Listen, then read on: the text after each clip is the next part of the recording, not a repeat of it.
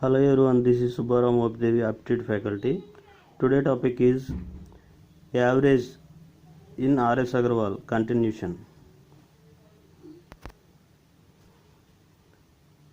Question number 5. మూడుకు మొదటి 5 గుణిజాల సగటు. మూడుకు మొదటి 5 గుణిజాల సగటు అంటే 3 యొక్క గుణిజాలు మొదటి 5 3 6 9 12 15 ఇవేగా సగటు అంటే రాసుల మొత్తంపై రాసుల సంఖ్య. ఇప్పుడు కన్సిక్యూటివ్ నంబర్సే కదా ఇవి, అంటే వరుస సంఖ్యలు. అప్పుడేమవుతుంది, మధ్యలో సంఖ్య సగటు అవుతుంది. ఓకేనా? ఇవి 5 ఇచ్చాడు కనుక ఈజీగా చెప్పేసాం. ఒక 50 కానీ 100 కానీ ఇచ్చాడు అనుకోండి, మధ్యలో సంఖ్య ఎలా కనుక్కుంటాం? సో అందుకని చూడండి, 3 యొక్క గుణిజాలు అంటే 3 రాసుకున్నాం.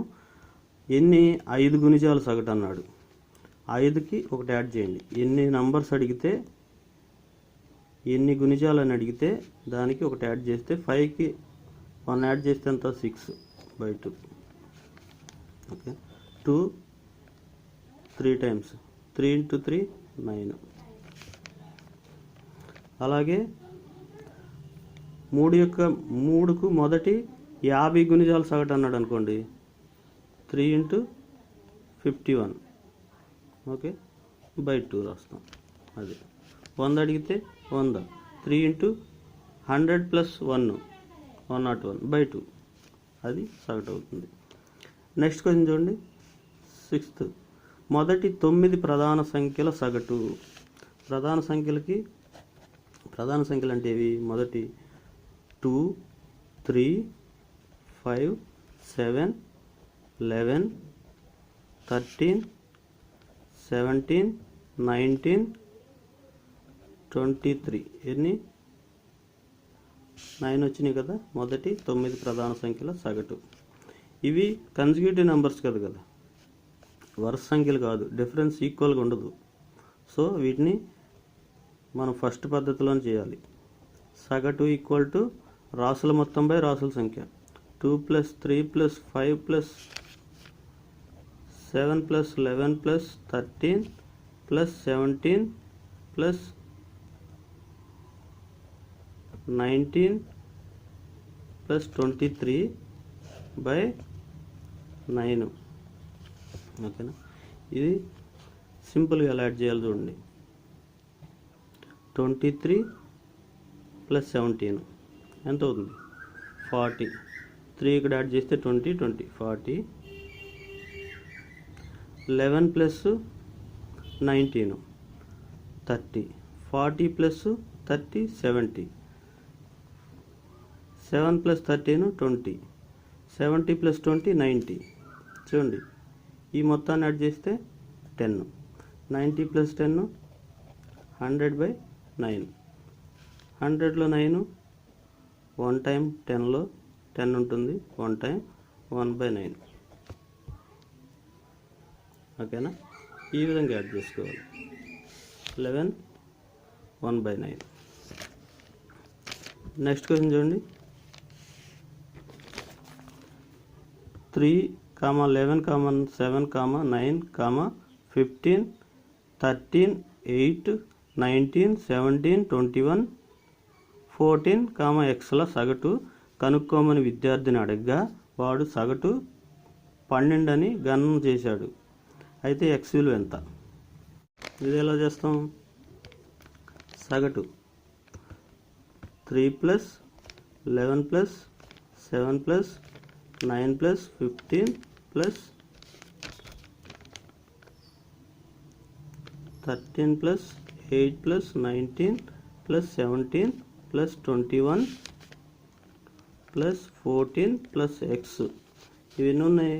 1 2 3 4 5 6 7 8 9 10 11 12/12 ఈక్వల్ టు సగటు ఎంత అంట? 12 అంట. అయితే 12 ఇటు తీసుకొస్తే 12 స్క్వేర్ కదా 144. ఈ మొత్తం ఎంత అవుతుంది చూడండి,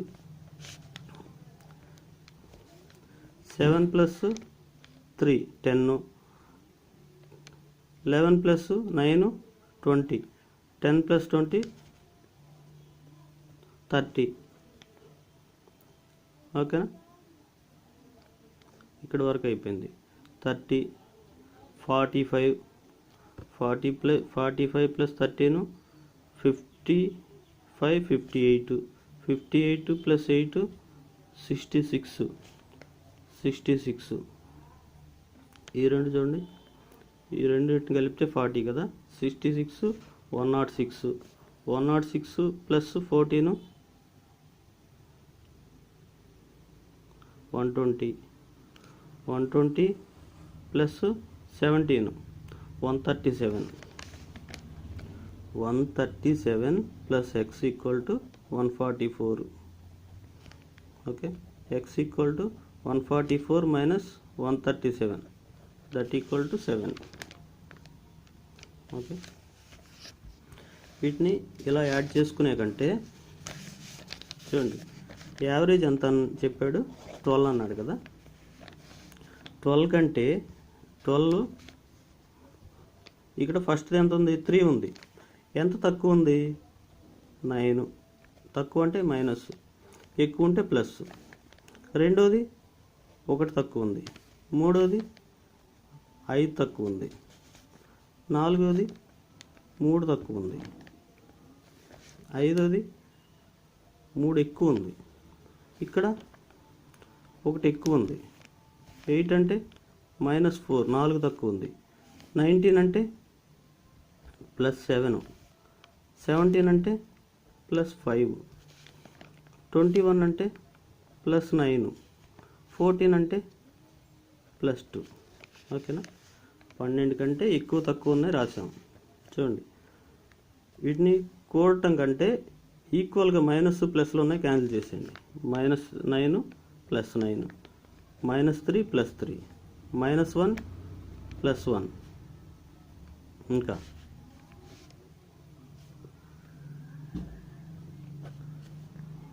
+5 -5.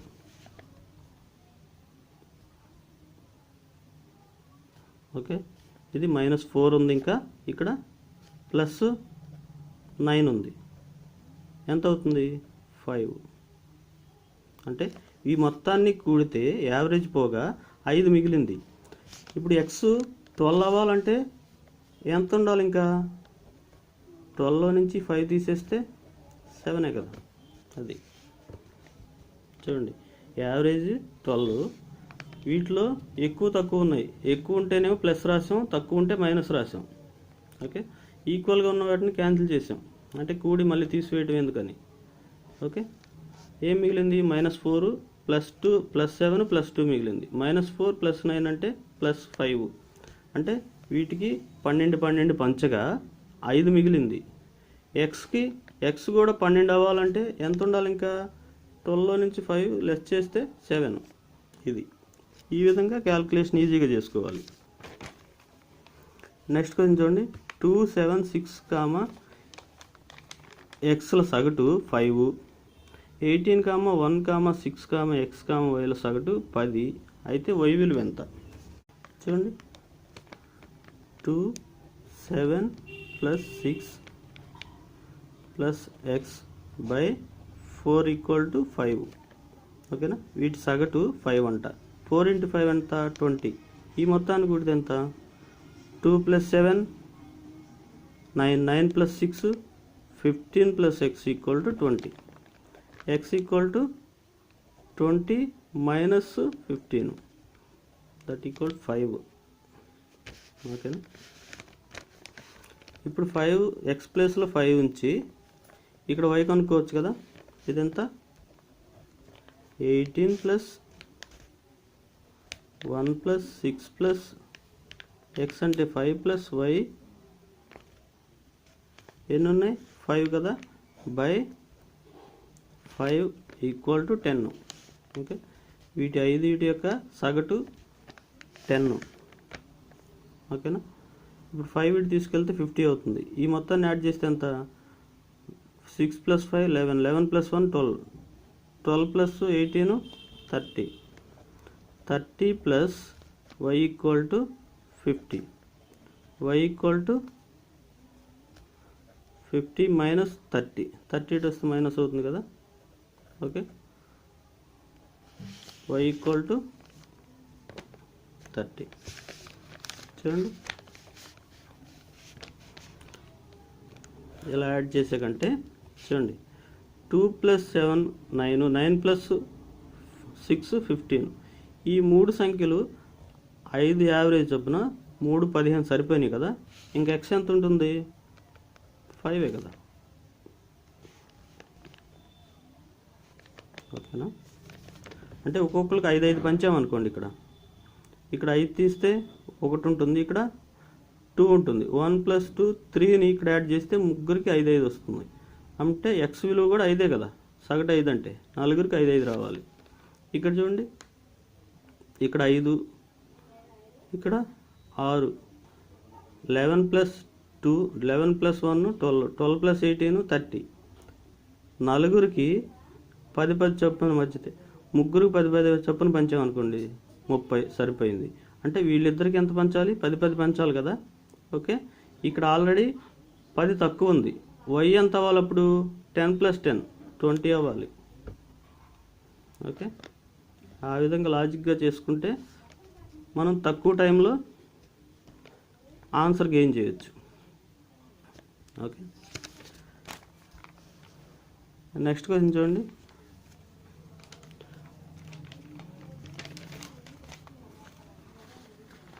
ఐదు ప్రేక్షితాలు x, x + 2, x + 4, x + 6, x + 8ల సరాసరి 11.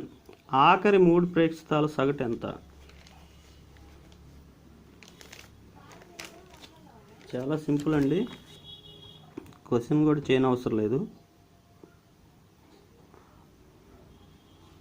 చూడండి, అసలు ఇవేంటి?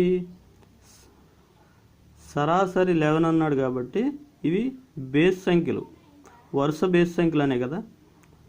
5 ఉన్నాయి కదా, 1 2 3 4 5. ఇప్పుడు మధ్యలోది సగటు అవుతుంది x + 4. x + 4 = 11 కదా. 5 సంఖ్యలు సరాసరి 11 అయితే మధ్యలో సంఖ్య x + 4. x = ఎంత అవుతుంది? 11 - 4 అంటే 7. ఓకేనా? ఇప్పుడు ఏమన్నాడు? చివరి 3 ప్రేక్షితాలు అంటే ఫస్ట్ 2 తీసేస్తే ఈ 3 ఇట్లా మధ్యలో ఏది? x + 6 కదా. ఇక్కడ x అంటే ఎంత? x + 6 కదా. x అంటే ఎంత? 7. 7 + 6 ఎంత? 13.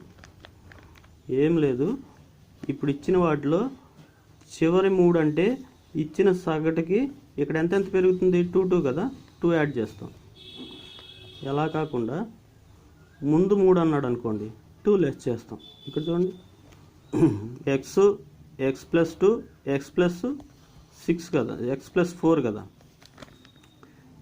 ముందు 3 అంటే మొదటి 3 యొక్క సరాసరి అని అడిగాడంటే మధ్యలో ఏమవుతుంది? x + 2 కదా. x అంటే ఎంత? 7. 7 + 2 9 అవుతుంది. ఓకేనా? అలా తీసుకుంటాం. నెక్స్ట్ క్వశ్చన్ చూడండి.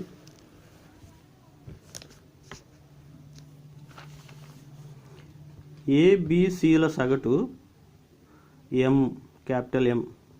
AB + BC + CA = 0 అయితే A², B², C² సగటు. ఇవన్నీ దాదాపు ఏదో ఎగ్జామ్లో అడిగిన క్వశ్చన్సేనండి.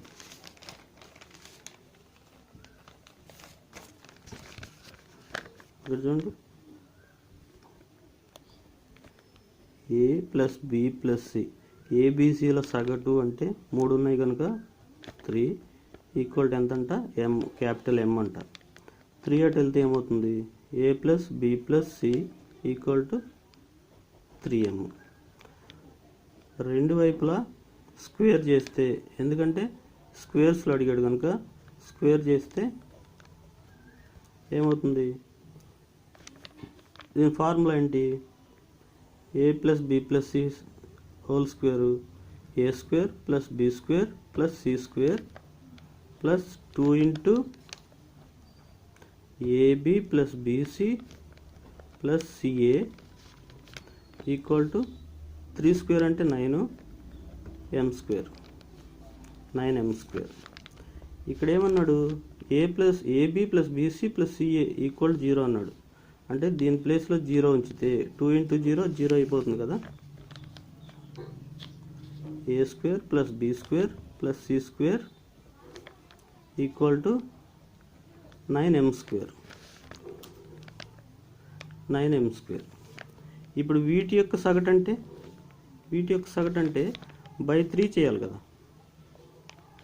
బై 3 రెండు వైపులా చేయాలిగా, ఒకవైపు చేస్తే సరిపోదు కదా. వీటి యొక్క సగటు ఏమవుతుంది? 3 టైమ్స్ 3m స్క్వేర్. ఓకేనా? ఏబీసీలో సగటు m అంటే సగటు అంటే మొత్తాన్ని కూడి బై 3 చేస్తే m. ఇప్పుడు 3ని తీసుకెళ్ళాం అనుకోండి 3m. A plus B plus C equal 3m.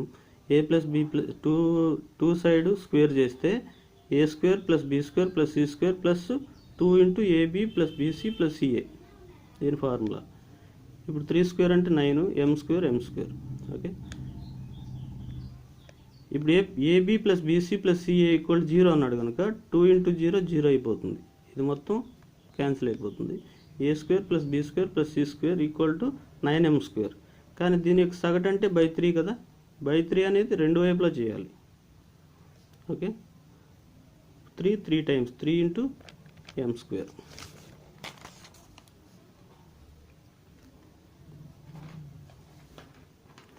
Next question చూడండి. అంకెల స్థానాలు తారుమారు చేసినప్పటికీ కూడా మారని రెండు సంఖ్యల సగటు. తారుమారు చేసినా కూడా మారని విలువలు అంటే 11, 22, 33, 44, 55, 66, 77, 88, 99. ఓకే, వీటిని అంకెలు ఒకట్ల స్థానంలో పదుల స్థానంలో రాసి, పదుల స్థానంలో ఒకట్ల స్థానంలో రాసామనుకోండి 1 ఇటు వస్తుంది, ఈ 1 ఇటు వస్తుంది. విలువ మారదు కదా. 2 ఇటు ఈ 2ని ఇటు తీసుకొచ్చినా విలువ మారదు. ఓకే, అంకెలను తారుమారు చేసినప్పటికీ విలువ మారని రెండు అంకెల సంఖ్యల సగటు ఎంత అంటే ఎన్ని ఉన్నాయి? 1 2 3 4 5 6 7 8 9 మధ్యలో సగటు అవుతుంది 55. అంతే కదా. వరుస సంఖ్యలు డిఫరెన్స్ ఎంత? 11 ఉంటుంది కదా. 11 వరుస సంఖ్యలు ఉంటే సంఖ్యల సంఖ్య బేసి అయితే మధ్యలో సంఖ్య సగటు అవుతుందని చెప్పాం కదా, లాస్ట్ వీడియోలో చెప్పాం. ఓకే, 55 మొత్తం యాడ్ చేసి బై 9 చేసినా కానీ అదే వస్తుంది. అలా చేయకూడదు. లేకపోతే మొదటి సంఖ్య ప్లస్ చివరి సంఖ్య అలా చేసుకున్న 11 ప్లస్ 99 బై 2.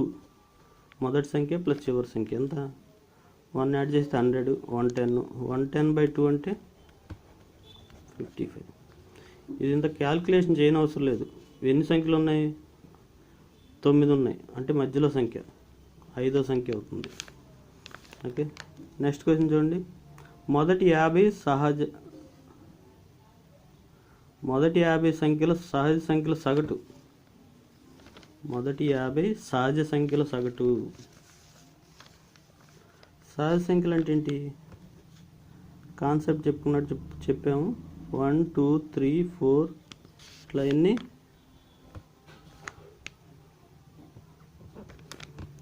50 వరకు. n అంటే 50, n ప్లస్ 1 బై 2. n అంటే ఎంత? 50 ప్లస్ 1 బై 2. అదే మొదటి సంఖ్య ప్లస్ చివరి సంఖ్య బై 2. ఓకే, ఇలా ఇచ్చినప్పుడు మధ్యలో సంఖ్య మనకు తెలియదు కనుక ఇలా మొదటి సంఖ్య చివరి సంఖ్య బై 2 రాసుకోవాలని చెప్పాం.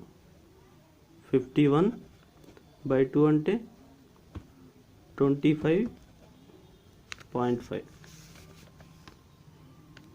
ఓకే, అంతే. చూడండి, ద మీన్ ఆఫ్, మీన్ అంటే మీన్ అన్న సగటే. మీన్ అంటే అర్థం ఏంటంటే అంకమద్యము. ఓకే, అంకమద్యం అన్న సగటు అన్న సరాసరి అన్న యావరేజ్ అన్న ఒకటే. Okay, the mean of 1 square 2 square 3 square 4 square 5 square 6 square 7 square is అంటే మొదటి 7 సహజ సంఖ్యల వర్గాల సగటు ఎంత అని అర్థం. వర్గాల సగటుకి ఫార్ములా ఏం చెప్పాము? n ఇంటూ మొత్తానికి n కదా, n+1 2n+1/6. n అంటే ఎంత ఇక్కడ? 7. ఓకే, 7 + 1 ఇంటూ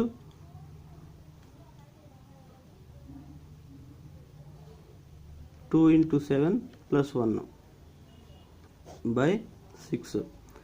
7 + 1 అంటే 8. 2 × 7 14 + 1 15/6. 6లో 3 times 2, ఇక్కడ 4 times 3 5 times 5 × 4 20. ఓకే,